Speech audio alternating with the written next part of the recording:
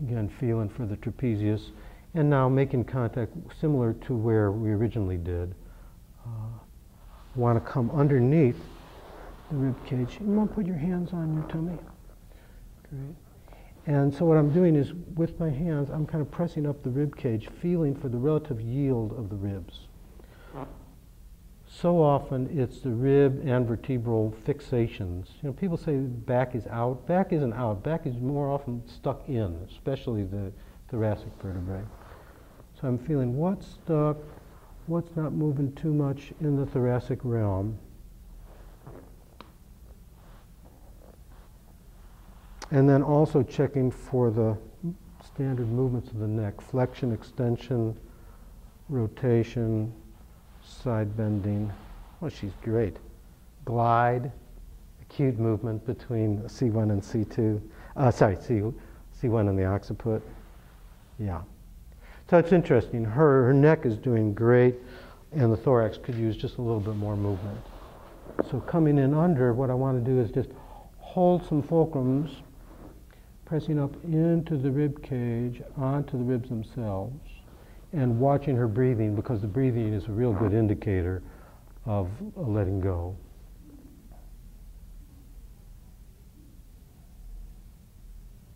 Like many advanced therapies, such as craniosacral work, some of Thai massage, and so on, I'm not always moving, which makes it a little bit easier for me as a therapist.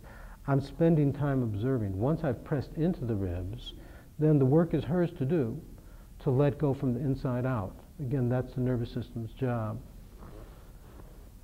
And so that's the invitation that's being made through just pressing in and saying, see what you can do with this contact. And she's doing a great job.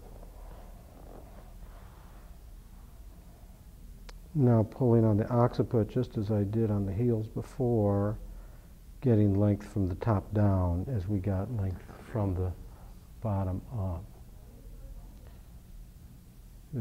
We call these half-moon vectors because we're pulling kind of in a curved shape, and then this is half-moon vector with a twist. Did you take a zero balancing 1 course, Teresa? You haven't done that yet? No. Okay, great. Okay, great. Just I didn't remember. Nice. Coming back to the rib cage, a lot of times we will do at least 3 or 4 sets of contacts with the ribs. Again, in so many exercise forms like Pilates, etc. now, you'll see people looking at how to stabilize the core. And so getting movement in through here is key.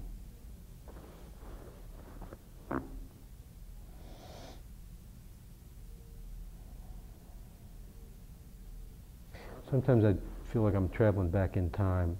First thing you encounter is tension from yesterday, maybe from washing the dishes.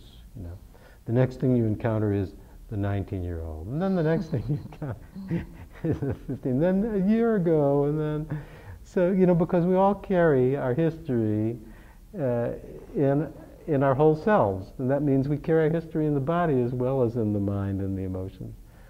And the deeper your contact, the deeper the letting go in space and time.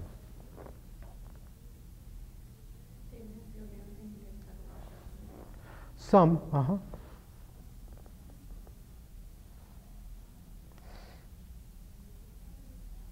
One of the theories in zero balancing that helped me kind of think about chakras in a more common sense way is the idea that the bones are curved and the spine has its own natural kyphoses and lordoses.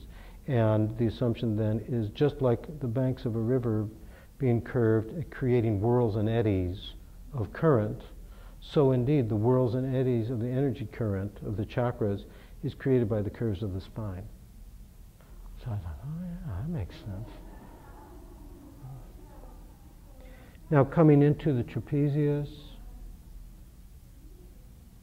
which again is almost always a treasure trove of tension for people. And again, has that layered quality of recent tension, more long-lasting tension. And the more you can just hang out with it, the more the person can let go what's come from further back in time.